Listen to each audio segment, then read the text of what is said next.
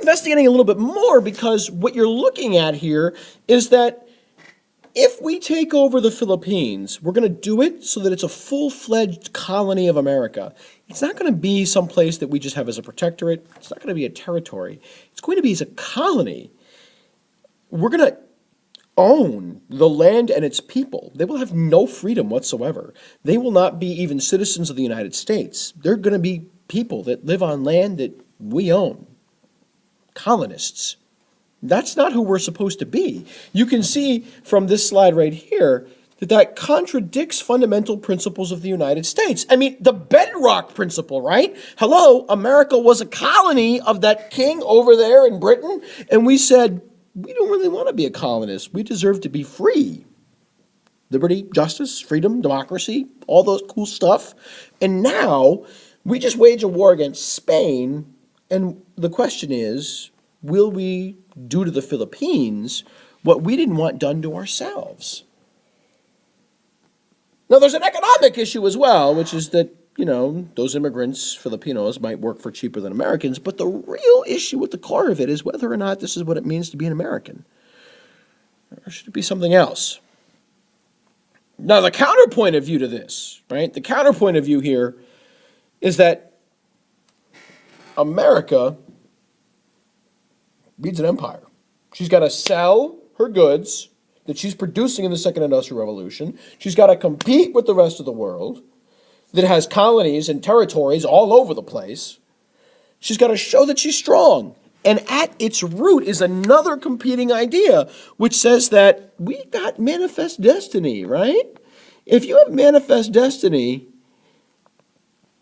you're spreading your civilization around the world. What's so bad about that? Freedom, justice, and liberty for all. What if we teach all these people in the Philippines what it means to be an American? What it means to really have freedom? What it means to really embrace liberty and justice?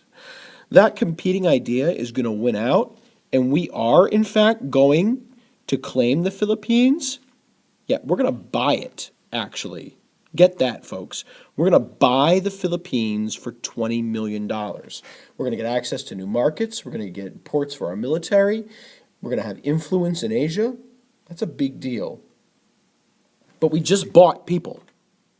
We bought them for $20 million.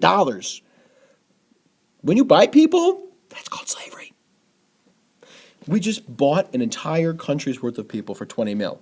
Now, we do give Cuba its independence. Yay! But not so fast. We make them sign the Platt Amendment. This is a part of their constitution, and it says that Cuba's a protectorate. We say, Cuba, you can be free. But the only reason that you're fully free is because of America. So if you want to stay free, well, then you have to do what we tell you to do. Full-on protectorate status. So for Puerto Rico, well, Puerto Rico, they, they're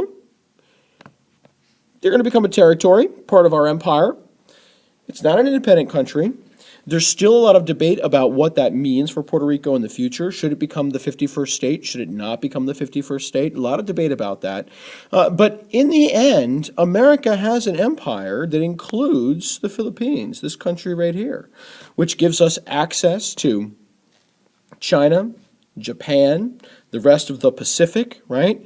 It gives us access to Cuba over here, to Puerto Rico over here.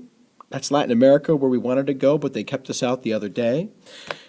When you're really done with this, what you end up with is an American empire that spans across the globe. And this is only the beginning, baby.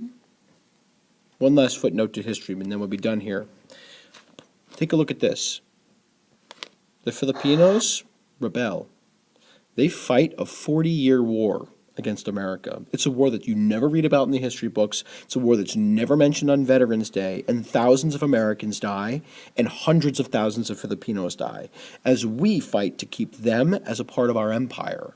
It's not until 1943 that or 1946 that we give them full freedom, after World War II was over, after the Japanese had conquered that colony of ours. Doesn't strike you as too American, does it? We'll talk more about this tomorrow. As now that we have an American empire by the time 1898 is over, and we should be good to go.